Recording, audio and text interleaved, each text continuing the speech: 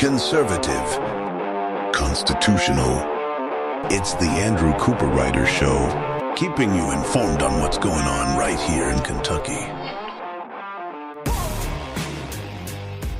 And welcome, everybody, to another amazing day right here on the Andrew Cooperrider Show, your source for Kentucky politics. Of course, I'm your host, Andrew Cooperrider, and man, a lot of things have happened. A lot of news has happened. We've hit the filing deadlines in the Senate and the House and our state legislature, which has led to a slew of bills being filed. We'll go through that important hearing on House Bill 500. We'll hit that off, as well as just a whole slew of things we'll be covering today on the Andrew Cooperrider Show. Before I dig into that, as always, I want to remind you, if you want to catch past shows, head on over to theandrewshow.com. Once again, that's theandrewshow.com. So obviously, big news of the day, well, technically yesterday, is that Mitch McConnell has stepped down as Senate Minority Leader, as leader of the Republicans in the Senate. Now, he hasn't stepped down as Senator of Kentucky, but it does leave some scratching their heads as to what is the timing about. Obviously, it's an interesting time because we're in the middle of a big conflict here that McConnell has put himself into. Remember, McConnell doesn't like Trump, and so obviously he's running into some issues there, I think. Also, as well, McConnell wants to get that Ukraine funding done, but Mike Johnson actually is kind of standing in his way in the House, and McConnell maybe feels like he can't negotiate that well because he can't get that done, and he's worried that's going to stain his record, his accomplishments. Reportedly recently, McConnell told Speaker Johnson to forget about the border. The most important thing right now is that we get money over to Ukraine. He reportedly had said that to him this week. That's, obviously hearsay, just rumor. But a few people have reported on that, so I'd take it to be probably pretty true. But, with the mix of things all going on for McConnell to step down at this point, it leaves some asking questions. I have to think, personally, my personal belief is that I don't know if McConnell's going to, I believe he's probably going to serve out his term, or at least maybe wait until after a bill gets through the House and Senate that would change the senator's election to being to being a special election if it needs to be filled. Right now, the governor gets to appoint the senator. It's kind of a holdover, remember, from when the state legislature actually voted on who would be the senator. That used to be the way we selected senators, but now it's by popular vote in the state. And so congressmen are filled through a special election. So there's a bill right now in our state legislature to change that, so it would be decided based upon a special election rather than the governor just going ahead and picking somebody to fill the spot. But putting that to the side here for a second, I don't think he's necessarily going to step down, but I do think he definitely has lost a step. I think he's freezing up a little bit more behind closed doors. He's losing his way a little bit behind closed doors, and he's recognizing that he's not an effective negotiator anymore. I think he probably needs to take some time to take care of some medical situation. I'm just all guessing. Once again, I'm just guessing, but I think he needs to take some time to go ahead and get some medical situations figured out. So that way he can't be as involved and take as much of a leadership role. So he's got to hand that off to somebody else. And also he probably wants to help select who that person would be and help guide them before he leaves office here in 2 years. And so I think that might be part of why he's stepping down too as well. But obviously that's big news. We'll keep an eye on that. It is possible he may end up stepping down as senator in general. Well, yesterday I spoke about Danny Carroll's Horizons Act, a bill he's proposed, spending $300 million on early childhood education. Now, of course, he's kind of been a black hole, as he admitted. Those of you who listened to the show yesterday know I played some of his comments he made on KET, and Senator Danny Carroll has made it clear that his Horizons Act bill, that $300 million, is just the start. That is going to be a never-ending dark hole of money just being dumped into this because he believes that the government needs to raise your kids, that you shouldn't be raising the kids. I mean, if you remember when he's talking about this, he's talking about how we need to get to kids from zero, from birth through 18, we need to be getting to these kids to educate them.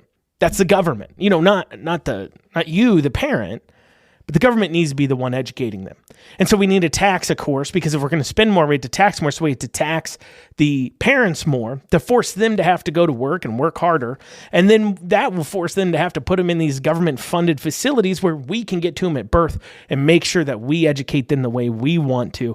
Because, we can't risk them having the kinds of values their parents have. We need them to have values that the government instills into them, because we're seeing that work out so great in our K through 12 education. Right? The values they're instilling in them, the ability to educate. It's so funny to hear them say that the government somehow can educate kids from birth till 18 when they can't even do a marginal job K through 12. But anyways, putting that to the side, I'd made a post about that on my Twitter, and someone had commented saying that, basically I'm always calling out waste and spending I disagree with, but I never say where I want to spend the money. That's what he said. He said, we have the money. It's just going to sit there. Where would you want to spend it? And I can tell you right away, the fact he would use the word like spend tells me that he's probably not going to like my answer, because I wouldn't use the word spend. And I don't like that term, we have the money. No. The government has taken money by force from the taxpayers. And if you think it's not by force, try not paying your taxes. So government has taken money from its citizens by force and is spending it on this wasteful things. It's not where I would want to spend the money. Where do I want the money to go? Back into the taxpayer's pocket, so they can pay for their own things. I mean, just think about how much money we spend on kids in school. I mean, we're spending $20,000 in Louisville, 18,000 in Lexington, 15 grand a student in Jessamine County, 13 grand in like Garrett County on kids in K through 12 education per child. Imagine all that money back into the taxpayer's pocket. Perhaps they could take care of their own children. Perhaps they could take care of their own bills. This $300 million early childhood education, because somebody's got to teach them. Perhaps if you weren't taxing them so much, the parents could be teaching the kids, providing that kind of structure. So no, I don't want to spend the money. I want it to go back into the taxpayer's pocket, back to the people you took it from, so they can spend it how they want to. It's a simple response. I'm calling out all these wrong spendings and these black holes because we know this Horizons Act, as I said earlier, it is a black hole of spending on birth through K, child care, education. Danny Carroll's Horizons Act. It's a never-ending black money pit. And we know that. But we still want to keep dumping money into it. And we say, hey, citizens, we can't. What do you want to spend it on? We have it. Give it back to the citizens. How about that? Or you can pay down debt. I guess I'd be okay with paying down debt. Unfortunate that we have to, but we did write the check. So maybe we can pay down the debt. But then after we pay off our debts, put that money back in the taxpayer's pocket. So that way maybe they can take care of themselves. And people making 50, 60K a year don't have to go ask for food stamps, something that we covered earlier this week as well. Now, coming up after this, like I said, we hit that House and Senate bill filing deadline, so we'll be talking a lot about bills today. We'll be talking about a few bills filed on, as far as minor access to pornography. We've got an important hearing on House Bill 500 regarding some labor laws. All big things happening, but we'll be talking about that after this short break. You're listening to the Andrew Cooperrider Show, your source for Kentucky politics. And you're back with the Andrew Cooperrider Show, your source for Kentucky politics. As always, if you want to reach out to the show, feel free to email info@theandrewshow.com. Once again, that's info@theandrewshow.com. So there's been the Senate and House. Monday was the House. Wednesday was the Senate's bill filing deadline. Now, this is a self-imposed rule by our legislature. It's not mandated anywhere in our Constitution, but this is a rule that the House and Senate come up with where they have a cutoff day that legislators can no longer file bills. Now, this isn't really a rule, though, for leadership. Of course. No. This is for the rank and file members. They get the cutoff. But if leadership wants a bill done, they can still get it done. And now you may remember me talking about this, I think last week or so. But the leadership has something at their disposal called shell bills, and several of them have already been filed. And what they are is bills that really don't do much at all. I think there's 5 or 6 filed in the Senate, 5 or 6 filed in the House, and they don't really do much at all. And what will happen is they'll call these bills forward into committee, and then in committee they're able to submit what's called a committee sub. And the committee sub is the actual bill that does everything. And so they can call forward a bill that's just saying, gender neutral language in some education law. Call that forward into the education committee and then submit a committee sub that actually does something far different than what the original bill did. And that's called a shell bill, and then they sub it out. But to the rank and file members, that deadline is their last chance to file any pieces of legislation. And while I'm here, while I have a moment, I do want to remind you on House Bill 204. Those of you listening to the show know we have been mentioning House Bill 204.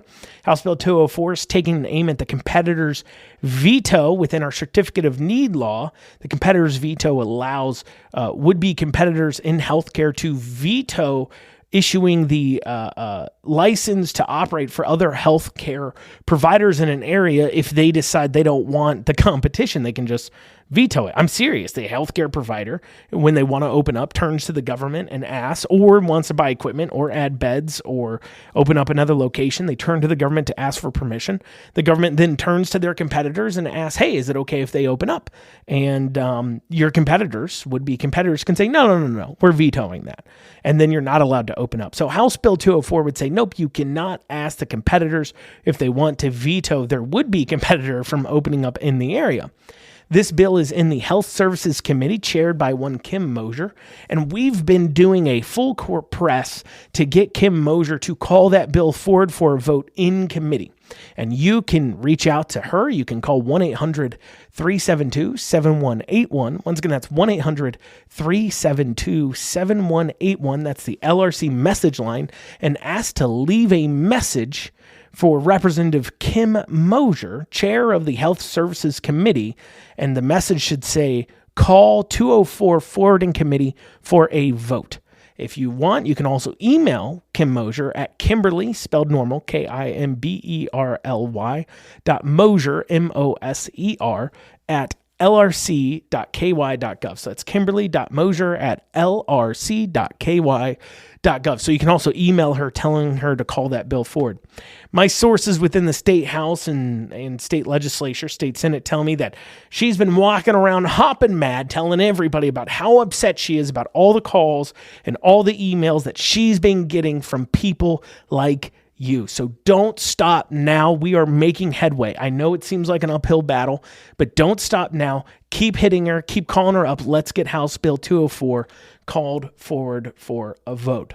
But so with that filing deadline happening, though, to return back into it here, with that filing deadline happening Wednesday and Monday, we've seen a slew of bills being filed. And one of the ones that have raised some eyes of people is regarding two bills, House Bill 241 and House Bill 270, or Senate Bill 276 and House Bill 241. They are two bills that do the same thing, one filed by Shane Baker and one from Senator Lindsey Tishner. Now, I want to take a second here and give a little bit of a parental advisory to those who are listening. We're going to be covering some slightly adult topics. It shouldn't be too graphic or anything, but it is some more adult topics, and so you may want to be careful about allowing children to listen to this segment, but we do have to cover what these bills do. It is newsworthy. You've probably been seeing about it in the news, so it's worth talking about here. But I just want to give you a little bit of a parental advisory as we're digging into these things. So you're about to watch something amazing happen. You're about to watch a whole bunch of adults claim they don't watch pornography, while at the same time defending an idea it's very important that adults be able to anonymously access said pornography. It's so important that their unferreted access to pornography should not be infringed, that even if it means that minors are watching pornography illegally, it is worth it to them because there needs to be unferreted, unchecked access to online smut. But at the same time, they will swear they're not watching it. They super promise they're not the perverts watching it, but they do think it's really important that people have unferreted access to it. And what I'm talking about, these two bills, House Bill 241 from Shane Baker, Senate Bill 276 from Lindsey Tishner, both bills would require pornography sites to verify a user's age before they deliver them content. This clearly would involve things like submitting an ID, something like that. Now, detractors will argue some sort of First Amendment right to access because, of course, they don't want to say they watch pornography. So they'll say, no, this is a First Amendment concern. This is a constitutional concern. You can't do this. I should not have to show an ID before I access smut online. That is protected by the First Amendment. Now, keep in mind, it's already illegal for stores like Hustler Hollywood, other adult stores, to sell to minors in person. So it's already illegal to do this in person. So saying that a state can't make you verify your ID for accessing online content is like saying a state shouldn't be able to verify your ID, mandate your ID be verified before you make online alcohol purchases. If it's already been determined, you can limit the access to the obscene material in a physical store. There is no legal reason. There's no constitutional reason that makes sense to me personally that should somehow say you have an unferreted access to this online. So those arguing that, I think, are just trying to grasp at straws because they don't want to say out loud that they want to anonymously view pornography online. However, their argument about anonymity is kind of already mute. I mean, ask all those people, okay, all of you people out there, if you happen to be listening to this and you watch pornography online, or if you're scrolling through the stations and you come across this show talking about children being stopped from watching pornography online. Like I said, I gave you a little bit of a parental advisory when I started this segment. But if you happen to watch pornography and you think you're doing it online anonymously, you are obviously very mistaken. I mean, really, do you honestly think in the day and age that if you even talk about a product you may be interested in near your phone, and then all of a sudden you start getting ads for it, you think in a world where that happens, where your Alexa's always listening to you, where your phone is always listening to you, where Facebook and Twitter and all those have access to your cameras and have these long user agreements giving them access to all kinds of data, do you really think you're watching pornography anonymously without people knowing? Do you really think that? I mean, obviously, that is ridiculous. You're clearly not watching this smut anonymously online. And even if they were, even if you actually were able to peruse this and watch this, and it was actually completely anonymous, that nobody has any idea that you're watching it, nobody's tracking this, okay?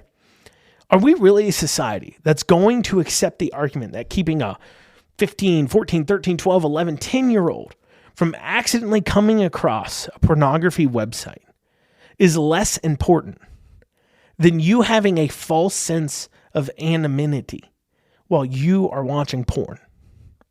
Of course not. That's not an acceptable argument, and we know that.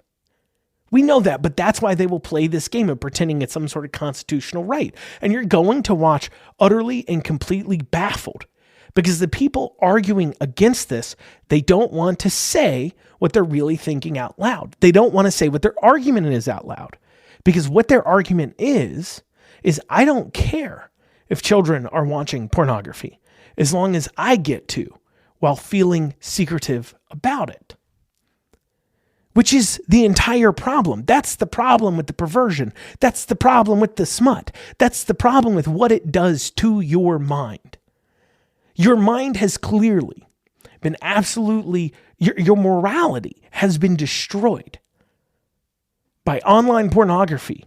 If you think it's more important that you get to enjoy it than it is and not even just enjoy it, you get to watch it without having to verify your identity first, verify that you're over the age of 18 first. That you getting to not have to do that is more important than keeping small children from watching it. There's clearly a moral standpoint here. I mean, morally speaking, you shouldn't be watching it at all. And the reason why you shouldn't be watching it is because it's creating in you thoughts like this. Your value system is messed up. You're more concerned about your own self and your own quote unquote false sense of pleasure, whatever, than you are worried about what you should be worried about as a good member of society, as a good human, children, keeping them away from things that may damage them. Creating a society that's healthy and accountable and doesn't produce horrible results of people who are more depressed, more suicidal, more upset, marriages breaking up. Your value system has been all knocked out of whack. Well, coming up after this, we'll be digging into House Bill 500, as well as a few other House bills. After this short break, you're listening to the Andrew Cooperrider Show, your source for Kentucky politics. And you are back with the Andrew Cooperrider Show, your source for Kentucky politics. Don't worry, this segment here doesn't need a parental advisory. We're going to be covering something a lot less, graphic per se. But so House Bill 500 got a hearing in committee this week. What does House Bill 500 do? Well, House Bill 500 is taking a look at a lot of our labor laws.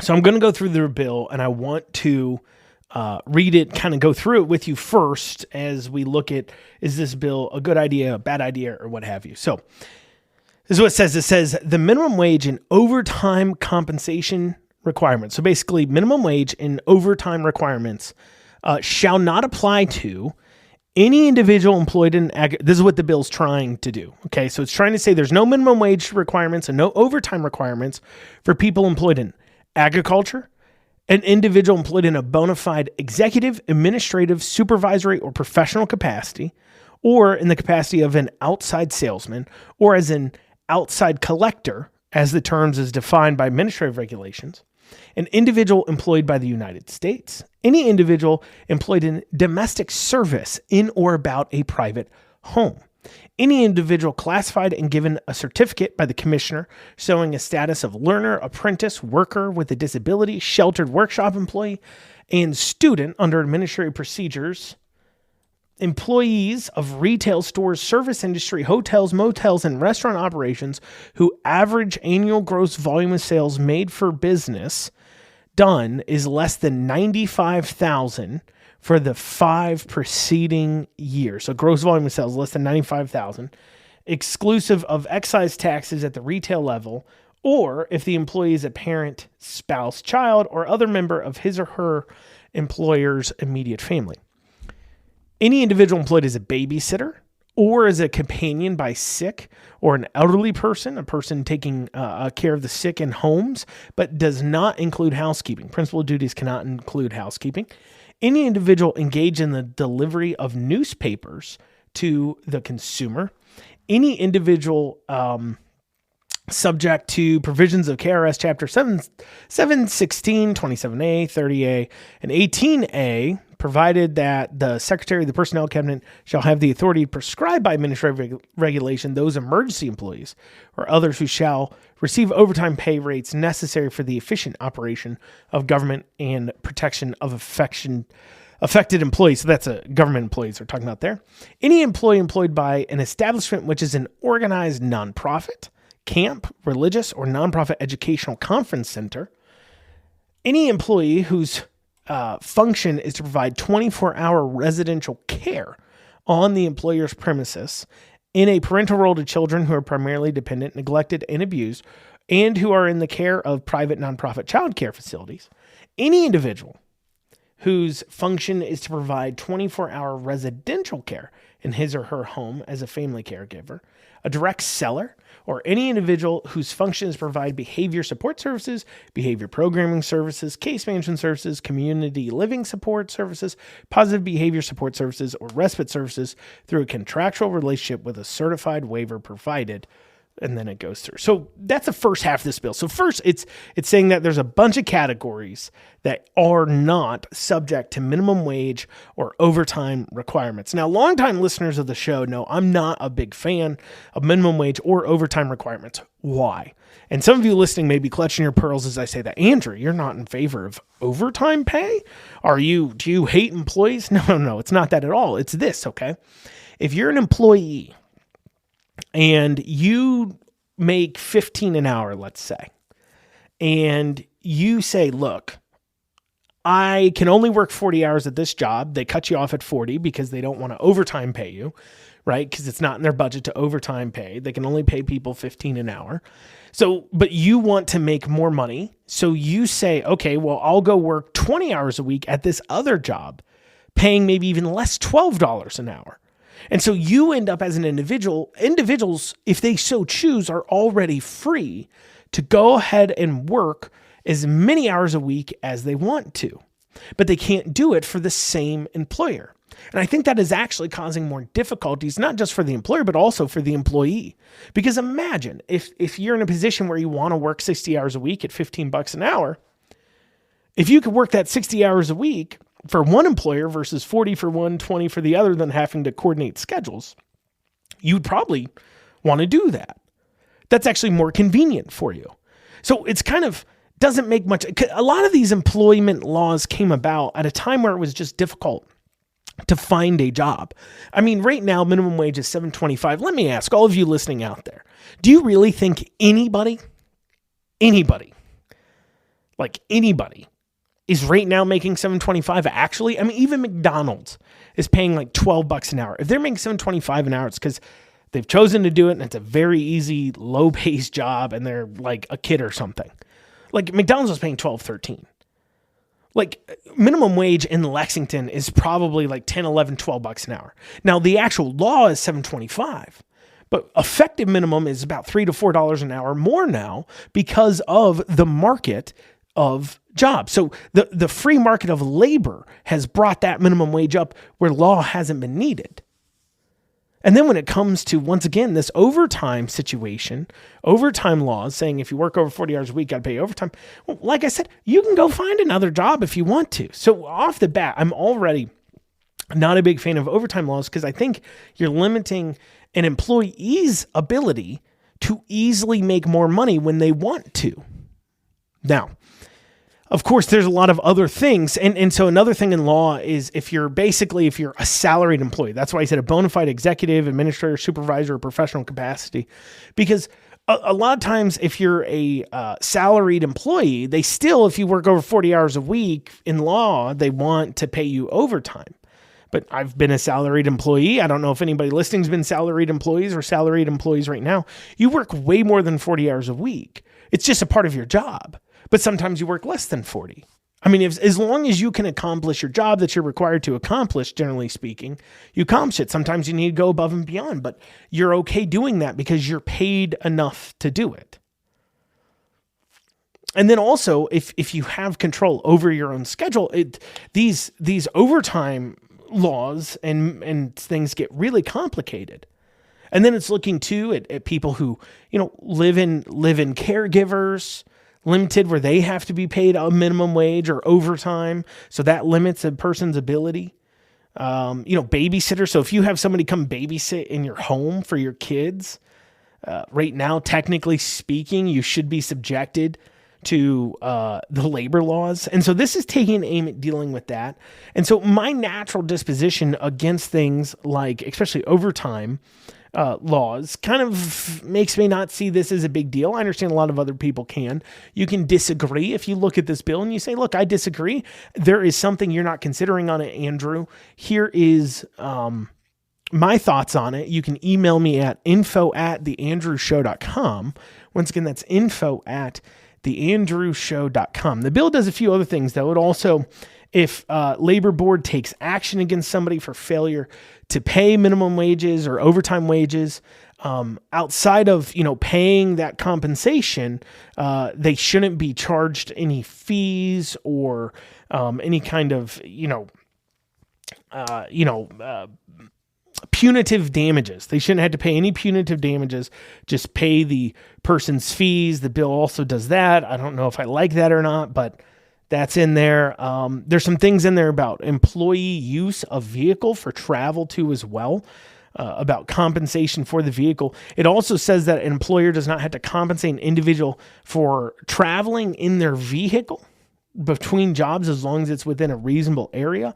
And also there's some things in here about lunch break. So we'll be going over what the rest of what's in this bill after this short break. You're listening to the Andrew Cooperrider Show, your source for Kentucky politics. Want to check out past shows? Head on over to theandrewshow.com. Once again, that's theandrewshow.com. We'll be back here in a few short minutes.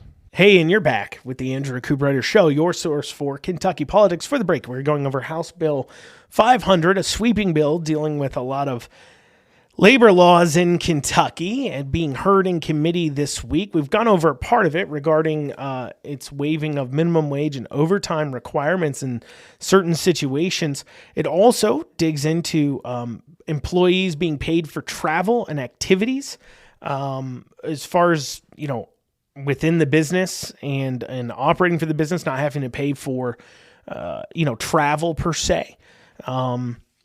It says that the use of, so this is in the bill, the use of an employer's vehicle by an employee for travel and activities performed by an employee which are incidental to the use of such vehicle for commuting should not be considered part of the employee's principal activities if the travel is within normal commuting area for the employer's business or establishment, and the use of the employer's vehicle is subject to an agreement on the part of the employer and the employee or representative of the employee. So what this is saying, so imagine if you would, that you work in welding. Maybe you're a welder. You do on-the-job welding for a company. And so you don't have a service truck with a welder and all your tools and everything else.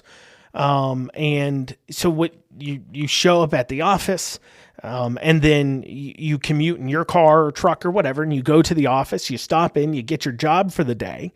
And the job is saying, hey, go out to this construction site. There's a excavator that needs repair, or, there's some welding work on this side out here. It's going to be an all-day site. Okay. And so then you get into your company vehicle with all your tools and everything on it. And then maybe that site is only, 15, 20 minutes away from the shop. You go over to there, you then do your work, you fix it up, you then drive your 15, 20 minutes back to the shop, you then get into your vehicle and you drive home. Well, right now, under Kentucky law, you'd have to be compensated for your time from when you leave the shop until you get to the actual site. Okay. And what this is saying is that you do not have to be, as long as it's like a normal commuting area.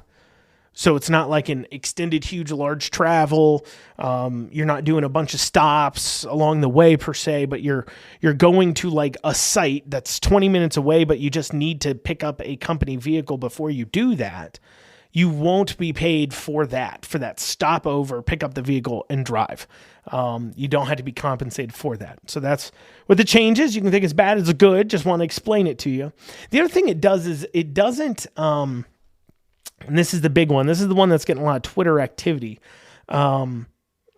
Basically, it's getting rid of a sort of a mandatory lunchtime. So this is what it says. It says, a use in this section, bona fide meal period means a time when an employee is completely relieved from any duties for the purpose of eating a meal. The employee is not completely relieved if he or she is required to perform any duties, whether active or inactive, while eating.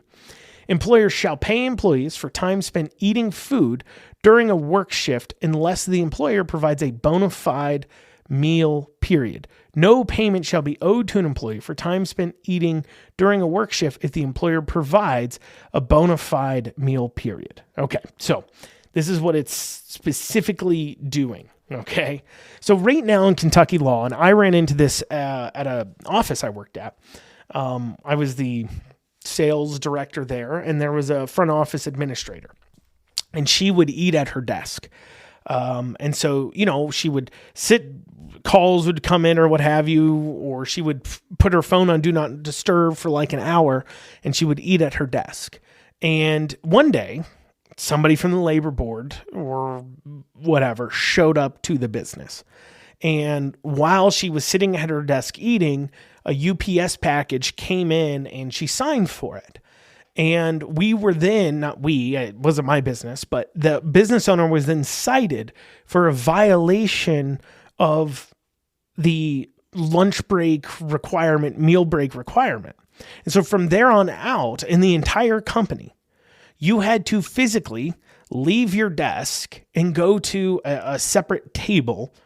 And for the period of time you were to eat, you couldn't choose to eat at your desk. You couldn't choose to, work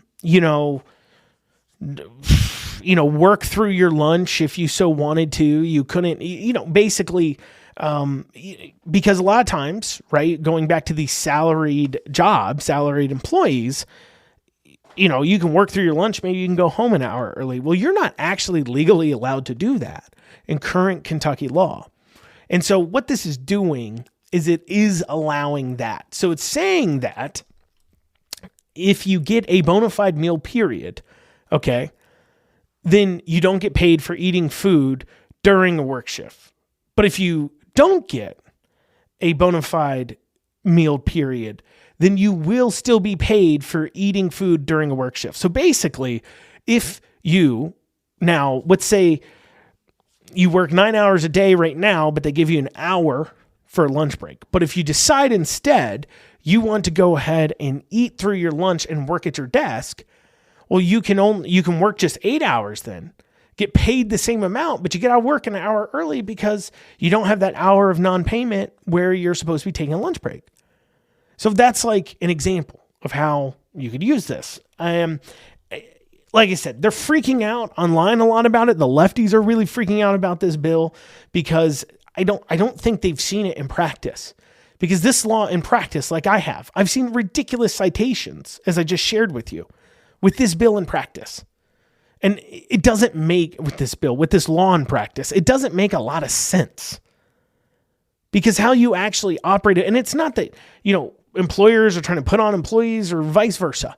Because in this modern job market, you heard it earlier this week or last week when we were looking at some other bills about labor laws. There's 71 people looking for a job for every 100 job openings we have in Kentucky.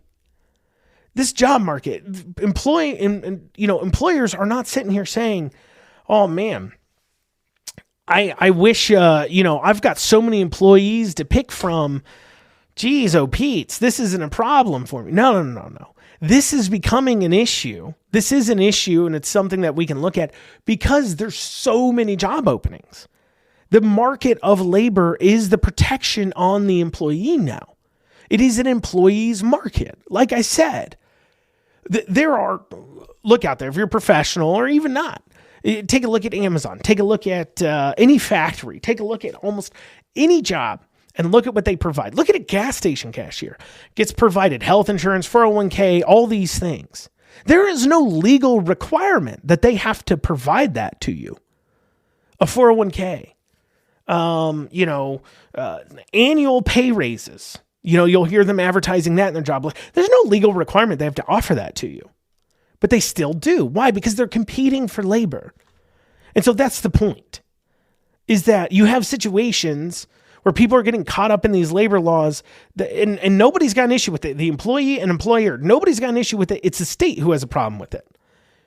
The people engaging voluntarily in this private agreement have no issue. The state's just asserting their will. There's another piece of legislation I want to make sure I hit upon. That's House Bill 831 that was filed by Shane Baker this week, and it creates a section of KRS Chapter 160 to prohibit a public school district, public school, or public charter school or educational cooperative from expending any money from whatever source to advocate for or against any public question that appears on the ballot. This is an important bill. Unfortunately, it's needed. We've been seeing school districts all over Kentucky using taxpayer-funded materials, using the email lists that they get because parents are going, obviously kids go to the school, they get their parents' email. So they've been emailing parents out about pieces of legislation involving education and basically trying to engage and be activists and engage the parents of kids that they're using their taxpayer funds and emails given to them through function of government in order to lobby them to lobby their legislatures on behalf of legislation. And so I think it's incredibly important that this bill pass, especially as we're looking at school choice, because frankly, it isn't correct or fair that you take my money by force and then you use that money to then advocate and lobby for bills and legislative actions and constitutional actions that are a political question that is up for debate. You've taken money from me to fund your side of the debate. That isn't fair. And so I think this is very, very important. Well, y'all, that's what we have time for today on the Andrew Cooperrider Show. We'll see you back here tomorrow, Friday, 9 a.m. on WZXI, 1 o'clock everywhere else. Have a great rest of your day.